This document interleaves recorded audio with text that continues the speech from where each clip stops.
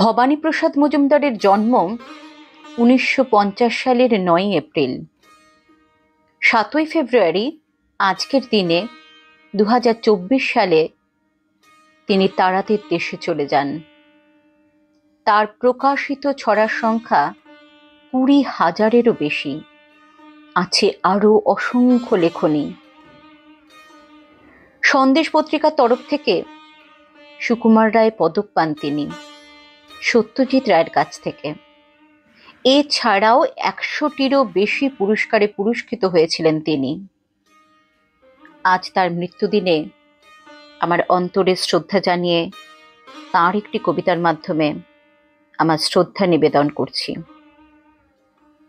ভবানীপ্রসাদ মজুমদারের জীবন জয় মরণ ভয়।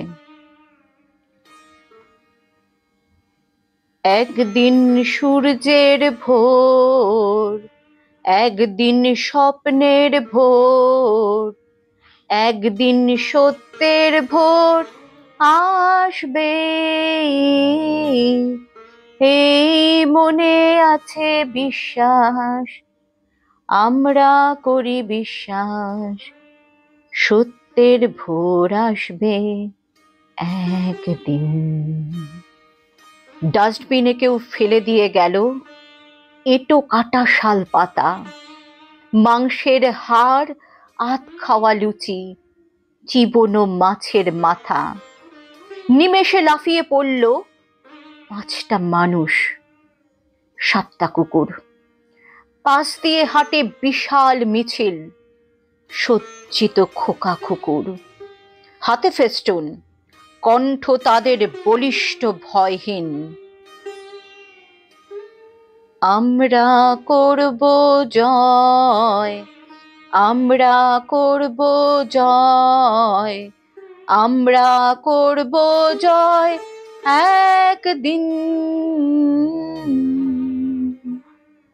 একটা কিশোর বস্তা কাঁধে কুড়োচ্ছিল ঘুরে, নোংরা কাগজ, ছেঁড়া পলিথিন, আশা রাস্তা কুড়ে। হঠাৎ কারা তুললো আওয়াজ, ওই তো ছেলে ধরা। তারপরে কি কিল, ঘুষি, চড়, লাথিতে প্রায় মরা। একটা পাগল উঠল চেঁচিয়ে, ওর জীবনের দাম দে।